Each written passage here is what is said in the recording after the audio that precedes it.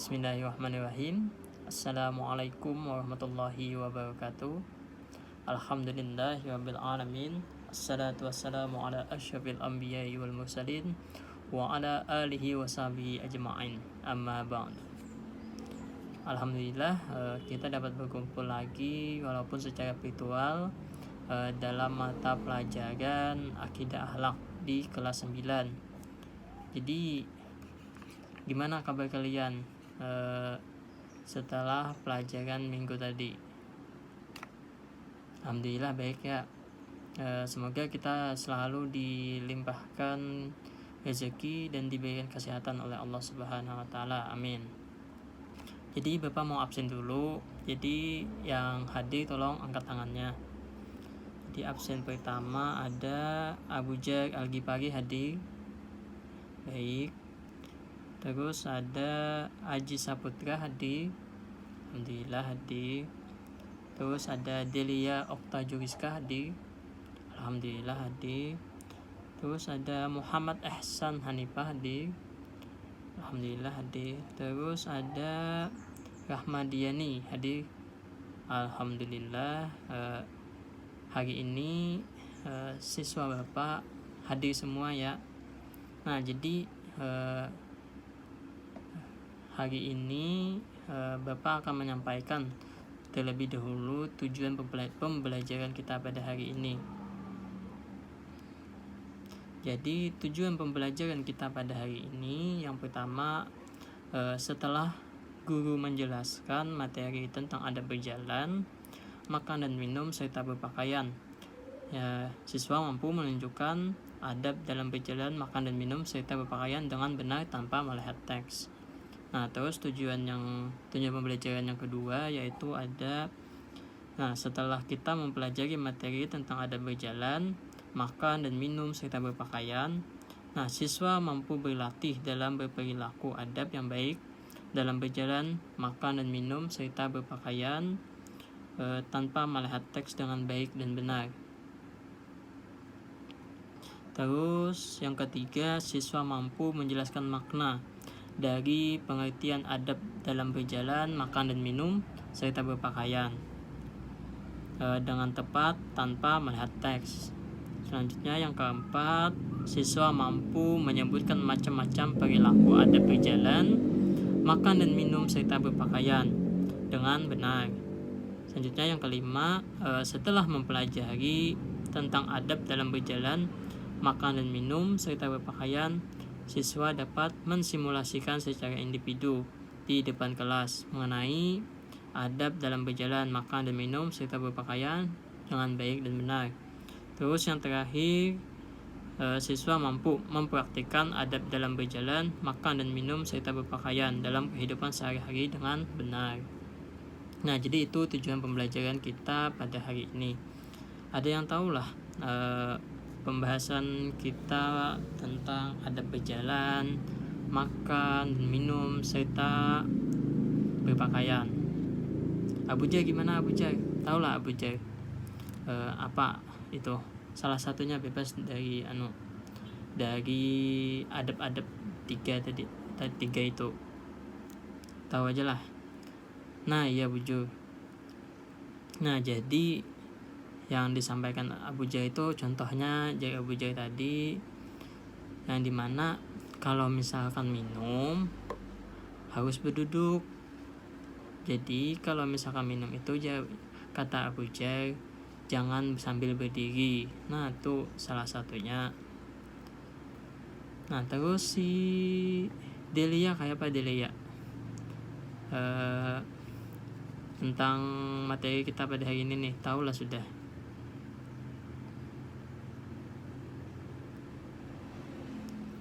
Nah, iya Bu Jar dilihat. Kayak misalkan makan juga lah, jadi dilihat tadi. Makan tuh wajib juga berduduk. Soalnya makan itu tuh adabnya tuh wajib berduduk. Jadi jangan berdiri juga. Jadi makan dan minum itu wajib berduduk. Nah, bagus dilihat. Jadi kita masuk ke pembahasan dulu lah. Bapak menjelaskan. Nah, yang dimana Islam mengajarkan adab ataupun akhlak ini bagi umatnya, yaitu bagi kita, melalui pedoman hidup orang Islam. Apa pedoman hidup orang Islam? Pedoman hidup orang Islam itu adalah Al-Quran dan hadis yang mana banyak diperintahkan agar manusia berakhlak mulia, agar mencapai derajat sebagai makhluk Allah Subhanahu wa taala yang sebaik-baiknya. Namun masih banyak nih manusia yang tidak mau melakukannya.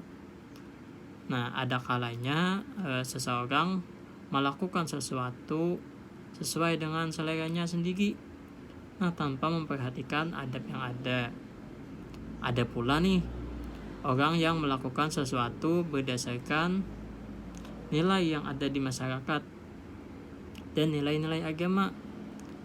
Jadi adab itu ditata untuk menjaga kesopanan, kepantasan, dan kelayakan dalam bersikap dan berperilaku. Jadi Islam ini mengatur adab melakukan sesuatu itu selain agar kesopanan, kepantasan, kelayakan pergaulan terlihat juga supaya umat Islam menjalankan perintah agamanya. Jika semua itu sudah terbiasa dilakukan, maka akan tercipta pribadi yang soleh yang memberi rasa aman dan nyaman di sekitarnya. Rasulullah SAW bersabda, yang mana artinya sesungguhnya aku Muhammad SAW diutus hanya untuk menyempurnakan akhlak. Oleh karena itu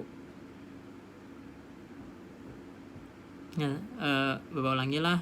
Jadi Rasulullah SAW bersabda yang artinya sesungguhnya aku Nabi Muhammad diutus hanya untuk menyempurnakan akhlak. Itu hadis riwayat Baihaqi. Jadi oleh karena itu umat Islam itu wajib berakhlak mulia sebagaimana yang diajarkan Nabi Muhammad SAW. Dalam hal ini berakhlak mulia dalam berjalan, berpakaian, makan dan minum. Jadi pentingnya beradab mulia itu tidak cukup hanya dirasakan manfaatnya oleh dan pelaku saja, tetapi lebih dari itu dapat bermanfaat bagi orang lain dan lingkungan sekitarnya. Begitu pula berkaitan dengan berjalan, berpakaian, makan dan minum. Jadi makan dan minum ini diperlukan. Berjalan, makan dan minum serta berpakaian itu diperlukan adabnya yang mana dapat bermanfaat bagi kita semua. Selanjutnya kita bagi kelompok lah. Kita bagi kelompok menjadi 3 kelompok. Jadi setiap kelompok berupa beri materi yang berbeda. Habis itu kalian diskusikan dengan teman sekelompoknya. Jadi bagi langsung aja lah. Absen 1 sampai 7 materinya tentang macam-macam adab berjalan. Jadi absen 1 sampai 7 tentang macam-macam adab berjalan.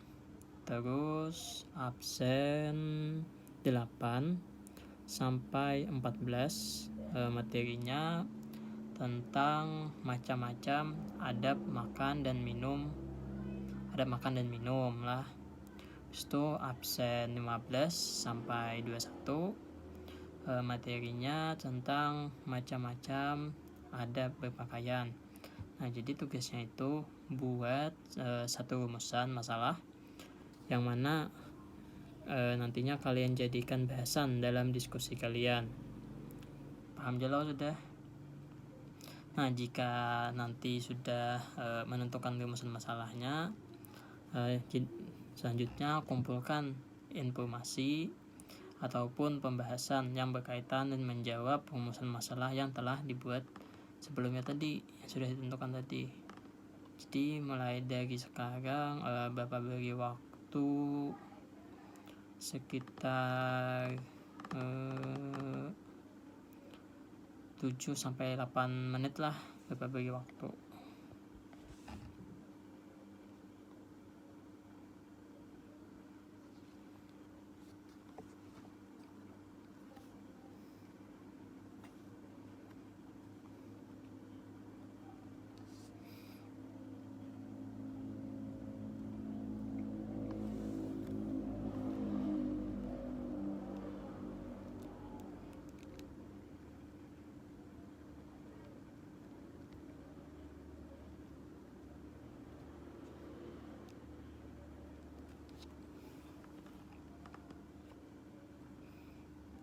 Kalau misalkan ada yang kalian paham tentang tugasnya, bisa tanyakan aja lah Bapak.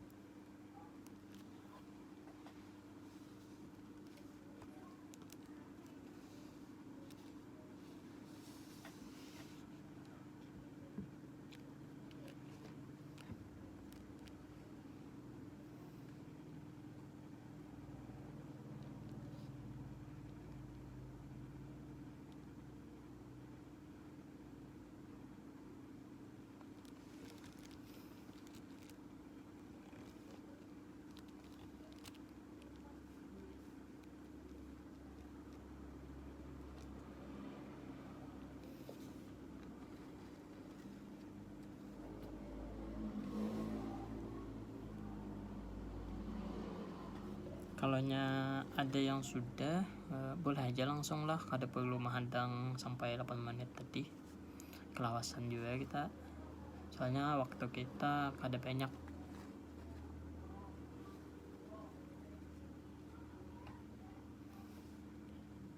Nah ya, silahkan kelompok 1 untuk menyampaikan hasil diskusinya tadi. Bismillahirrahmanirrahim. Assalamualaikum warahmatullahi wabarakatuh. Saya perwakilan dari kelompok 1 ingin menyampaikan hasil diskusi kami tentang macam-macam adab dalam berjalan. Yang pertama, tenang dan sopan. Yang kedua, badan lurus dan kepala sedikit menunduk. Yang ketiga, berjalan secara normal. Yang keempat, menciptakan kenyamanan dalam berjalan. Yang kelima, mempunyai tujuan dengan jelas. Yang keenam, boleh berhenti jika ada keperluan yang mendesak. Yang ketujuh, tidak mencari perhatian dalam berjalan. Yang kedelapan, tidak berjalan dengan sambil makan. Yang kesembilan, berjalan harus fokus. Dan yang ke-10, tidak mendahului orang lain. Nah, terus bagaimana adab berjalan di depan orang yang lebih tua? Nah, jadi Pak, adab berjalan di depan orang yang lebih tua tuh kita harus memberikan senyuman, terus mengucapkan permisi, bertunduk dan berjalan dengan sopan dan pelan, Pak. Bismillahirrahmanirrahim. Assalamualaikum warahmatullahi wabarakatuh. Saya perwakilan dari kelompok 2 ingin menyampaikan hasil diskusi kami tentang macam-macam adab dalam makan dan minum. Yaitu yang pertama, sebelum makan dan minum membaca basmalah. Yang kedua, menjaga kehalalan makanan dan minuman. Yang ketiga, makan dan minum dengan duduk. Yang keempat, menggunakan tangan kanan. Yang kelima, makan dan minum tidak berbicara. Yang keenam, tidak mencela makanan dan minuman. Yang ketujuh, makan mulai dari pinggir baru tengah. Yang kedelapan, tidak meniup-niup makanan dan minuman. Yang kesembilan, makan dan minum tidak terlalu kenyang. Yang ke-10, mengakhiri makan dan minum dengan bacaan Alhamdulillah. Bapak ingin bertanya ke kelompok 2. Jadi pertanyaannya yaitu bagaimana adab kita terhadap makanan yang masih panas dalam Islam?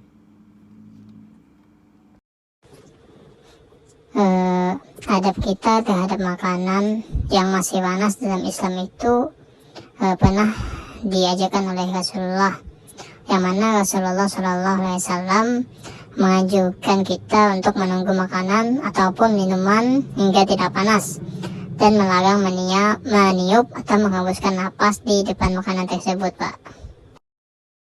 Bismillahirrahmanirrahim. Assalamualaikum warahmatullahi wabarakatuh. Saya perwakilan dari kelompok 3 ingin menyampaikan hasil diskusi kami tentang macam-macam adab dalam berpakaian. Adab yang pertama yaitu menata niat berpakaian. Nah, yang kedua, berpakaian memenuhi syarat menutup aurat.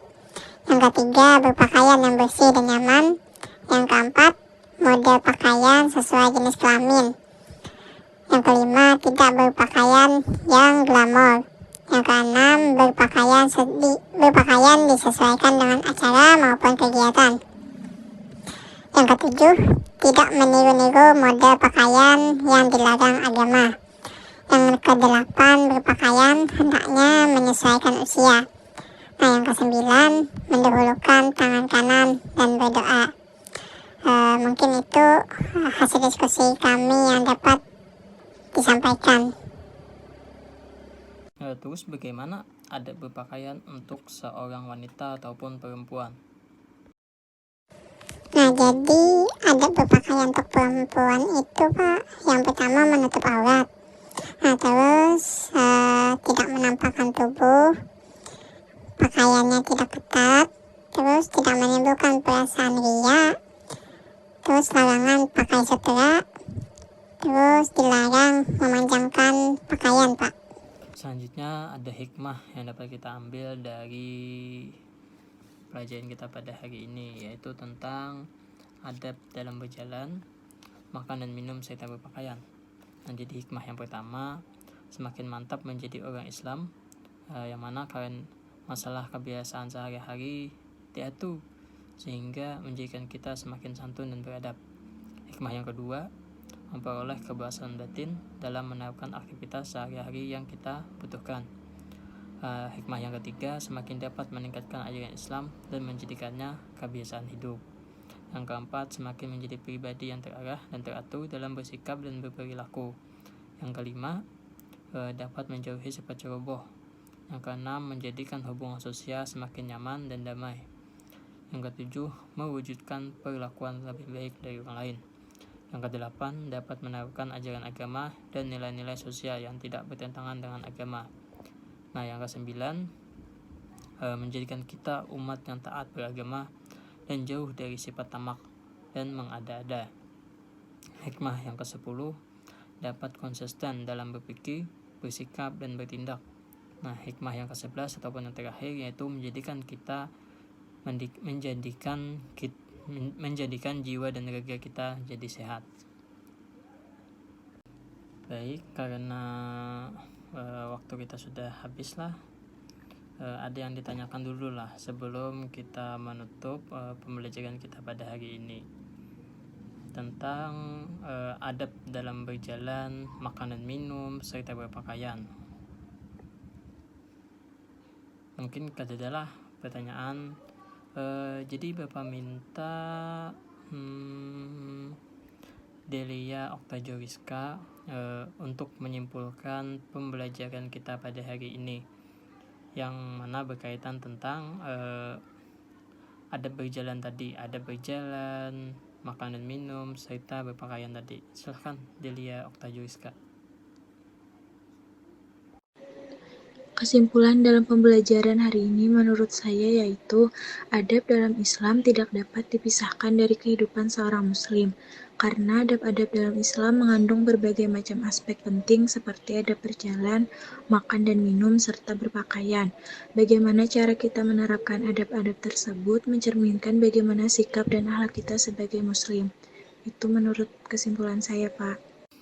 Baik, terima kasih Delia atas kesimpulan materi kita pada hari ini. Selanjutnya Bapak memberikan kalian yaitu pekerjaan rumah lah, nanti dikerjakan dan dikumpul minggu depan. Nah, terus soalnya yaitu tuliskan masing-masing 3 dalil tentang adab berjalan, makan dan minum, serta berpakaian.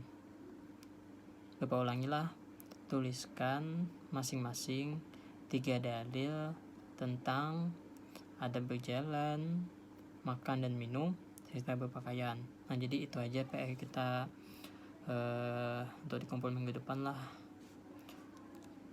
Nyaman aja tuh soalnya. Jadi bapak tutup lah, kita sama-sama membaca doa kafaratul majelis. Subhanakallahumma wa bihamdika asyhadu an la ilaha illa anta astaghfiruka wa atubu ilaik. Walhamdulillahirabbil alamin. Bapak tutup, Allahul muwaffiq ila aqwamit thariq. Assalamualaikum warahmatullahi wabarakatuh.